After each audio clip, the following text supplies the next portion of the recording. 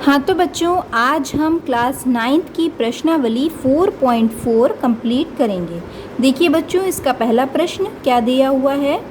इसमें दिया हुआ है एक चर वाले, या फिर सेकंड पार्ट दे रखा है दो चर वाले समीकरणों के रूप में y=3 का ज्यामितीय निरूपण कीजिए। यानी कि ये जो आपको समीकरण दे रखा है y=3, इसका आपको पहले तो एक चर वाले और फिर दो चर वाले समीकरण के रूप में इसका ज्यामितीय निरूपण करना है। तो एक चर वाले तो आपको पता ही है, ऐसा जिसमें एक चर होता है। तो ये जो समीकरण दे रखा है y=3, इसमें पहले से ही एक चर मौजूद है, तो हमको इसमें कुछ भी करने की ज़रूरत नहीं है। इसको हम सीधे ग्राफ पेपर में दिखा सकते हैं कि y=3 को कैसे दिखाया जाएगा। तो देखिए बच्चों, ये हमने ग्राफ पेपर पर x और y अक्ष बना लिया है। ये देखिए y अक्ष है और यहाँ क्या दे रखा है y=3। तो y अक्ष पर y=3 हम दिखा देंगे। तो 3 कहाँ पे है, ये है 3। तो यहाँ पे हम लिख देंगे y=3। तो यही जो ये वाला पॉइंट है, यही हो गया y=3। इसको हमने ग्राफ पेपर पे दिखा दिया। इसका जो होगा सिर्फ एक ही हल होगा, ये जो बिंदु है y=3। अब देखिए बच्चों, इसका सेकंड पार्ट, इसको दो चर वाले रैखिक समीकरण के रूप में भी आपको दिखाना है। तो दो चर वाले रैखिक समीकरण कैसे लिखते हैं, वो होता है ax + by + c = 0। अब जो ये आपको समीकरण दे रखा है, इसकी तुलना हम इस समीकरण से करेंगे और इसको ऐसे ही लिखने का प्रयास करेंगे। तो देखिए बच्चों, x का गुणांक है यहाँ पे कुछ, ये जो समीकरण है इसमें x का क्या गुणांक है, कुछ नहीं दे रखा है। तो एक ही जगह तो हम लिख देंगे 0। तो ये हो जाएगा 0x प्लस y का क्या गुणांक दे रखा है, यहाँ पर y का गुणांक दे रखा है b, और यहाँ पे y का क्या गुणांक दे रखा है, y के साथ कुछ भी नंबर नहीं दिख रहा है, यानी कि y का गुणांक दे रखा है आपको यहाँ पे 1। तो ये हो जाएगा 1 × y। अब देखिए बच्चों, यहाँ पर अचर संख्या यानी कि c क्या दे रखा है, c दे रखा है यहाँ पर 3। लेकिन अगर आप इसकी तुलना करेंगे तो यहाँ पे जो c है वो = की बाईं तरफ है, और यहाँ पर जो c है वो = की दाईं तरफ है। तो इसको हम लिख लेंगे y-3 = 0। अब देखिए, ये जो दोनों ही समीकरण हैं एकदम सेम हो गए। यहाँ पे तो c क्या आ गया, c आ गया -3। तो यहाँ हम लिख देंगे -3 = 0। अब हमको ये जो समीकरण दे रखा है, इसको ग्राफ पेपर में दिखाना है। तो उसके लिए हमें इसके x और y के हल खोजने पड़ेंगे। तो चलिए करते हैं। हम क्या करेंगे, देखिए ये 1 × y है, तो एक का अगर y से गुणा करेंगे तो y ही आता है, तो इसको हम y ही लिख देते हैं। और ये जो -3 है, इसको हम = की दूसरी तरफ पहुंचा देते हैं, इसका पक्षांतर कर देते हैं। तो ये हो जाएगा 3, और ये 0x है, ये इधर प्लस में है, ये दूसरी तरफ जाएगा, तो ये -0 × x। ये 0x का मतलब यही है कि ये दोनों मल्टीप्लिकेशन में है। अब ये बन गया आपके पास एक समीकरण। अब क्या करेंगे, आप x की अलग अलग वैल्यू रखेंगे तो y की आपको अलग अलग वैल्यू मिलेगी। देखते हैं अलग अलग वैल्यू मिलती है या सेम वैल्यू मिलती है। देखिए, सबसे पहले हम x = 0 रख के देखते हैं। तो x बराबर हम 0 यहाँ पे रखेंगे तो ये पूरा पार्ट 0 हो जाएगा। तो y बराबर क्या आ जाएगा, y बराबर आ जाएगा 3। फिर हम x = 1 रख के देखते हैं। तो x बराबर हम 1 रखेंगे। देखिए यहाँ पे हम 1 रखेंगे तो 0 को गुणा 1 से होगा, तो ये फिर से 0 हो जाएगा। तो y = क्या आएगा, y = 3 आएगा। फिर हम x = -1 रखेंगे। तो देखिए यहाँ पे हम -1 रखेंगे, 0 का गुणा -1 से होगा, तो फिर से ये पूरा 0 ही हो जाएगा। तो y = क्या आएगा, 3 आएगा। यानी कि आप x की कोई भी वैल्यू रख लेंगे, y = 3 ही आएगा, क्योंकि y का जो गुणांक, वो x का जो गुणांक है वह क्या है, 0 है। तो इस तरह से आप एक बॉक्स बना देंगे यहाँ पे, जैसे हमेशा से करते हैं। यहाँ पे लिखेंगे x, ये हो जाएगा y। आपने 3 वैल्यू निकाली है। x बराबर जब आपने 0 रखा तो y बराबर 3 मिला। x बराबर जब आपने 1 रखा तो y बराबर आपको 3 मिला। x बराबर जब आपने -1 रखा तो y बराबर आपको 3 मिला। अब ये जो आपको मिला है, इसको आप ग्राफ पेपर में दिखाएंगे।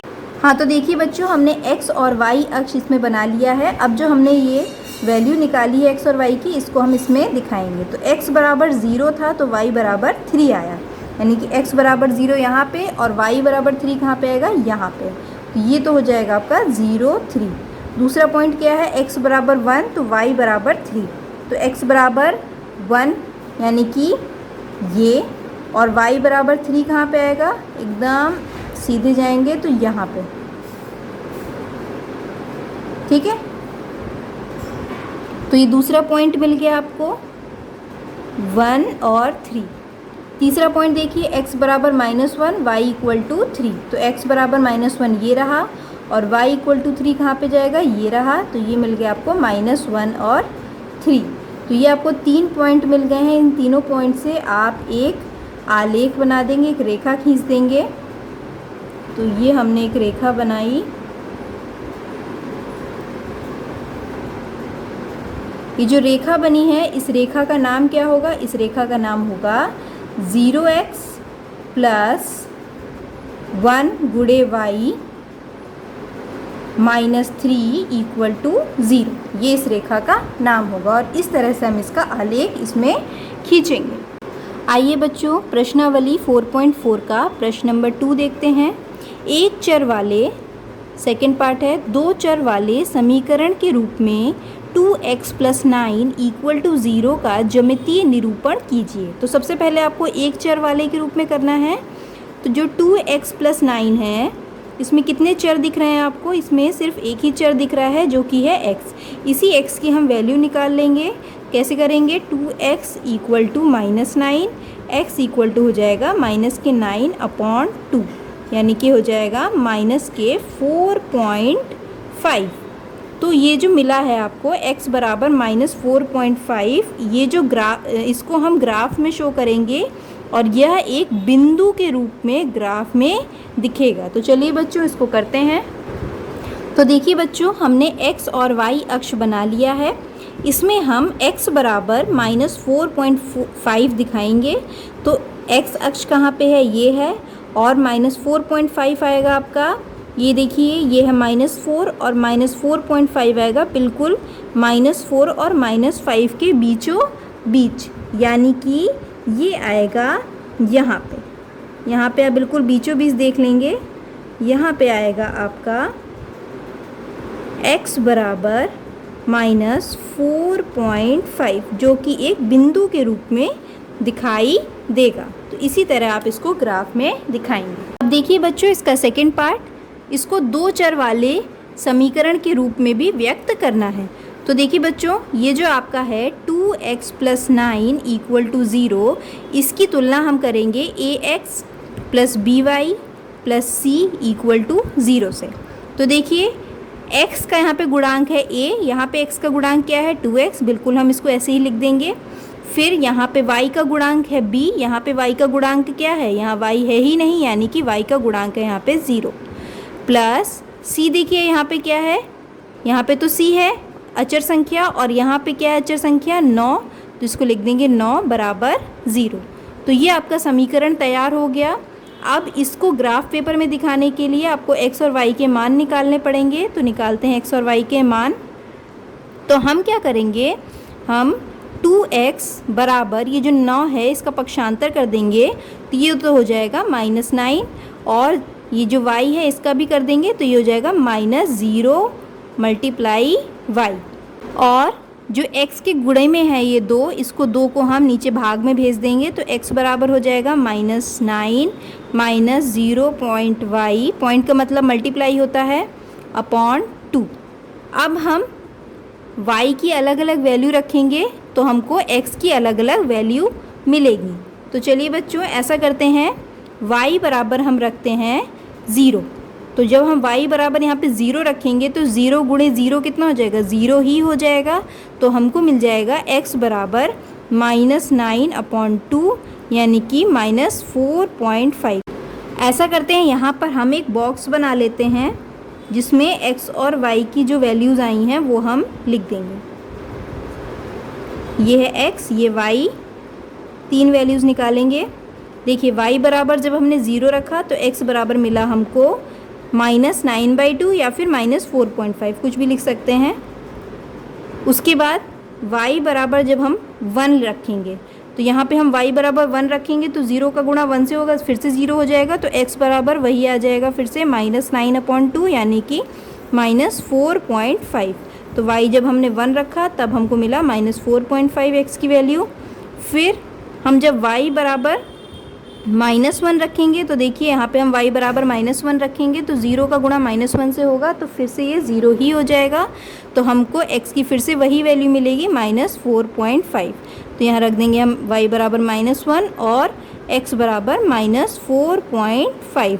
अब जो हमको x और y की वैल्यू मिल गई हैं इसको हम ग्राफ पेपर में दिखाएंगे। तो देखिए बच्चों, हमने x और y अक्ष बना लिया है। अब x बराबर -4.5 और y बराबर 0 दिखाना है। तो x बराबर -4.5 कहाँ पे आएगा, -4 और -5 के बीचों बीच, यानी कि यहाँ पे आएगा -4.5 और y बराबर 0 आएगा यहाँ पे। तो मतलब ये जो पॉइंट है ये यहीं पर आएगा, -4.5 और 0।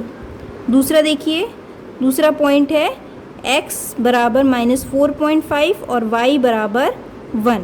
तो x बराबर -4.5 तो यहीं पर है और y बराबर 1 कहाँ पे जाएगा, y बराबर 1 जाएगा यहाँ पे, बिल्कुल सीधाई में चलेंगे हम, यहाँ पे एकदम यहाँ, ये देखिए 1 यही है ना, तो ये आपका पॉइंट हो जाएगा, ये पॉइंट है -4.5 और 1। और तीसरा पॉइंट देखिए, x बराबर -4.5 और y इक्वल टू -1। तो x बराबर -4.5 तो यहीं है और y बराबर 1 कहाँ पे, यहाँ पे, तो बिल्कुल एकदम सीधे जाएंगे, यहाँ आएगा। तो यहाँ लिख देंगे आप -4.5 और -1। तो आपको ये 3 पॉइंट मिल गए हैं, इन तीनों पॉइंट्स को आप जोड़ देंगे तो हमको आलेख मिल जाएगा। ये हमने तीनों पॉइंट्स को जोड़ दिया तो हमको जो ये रेखा मिली है, इस रेखा का नाम है 2x + 0y + 9 = 0। 2x + 0y + 9 = 0 और ये इसका आलेख हो गया।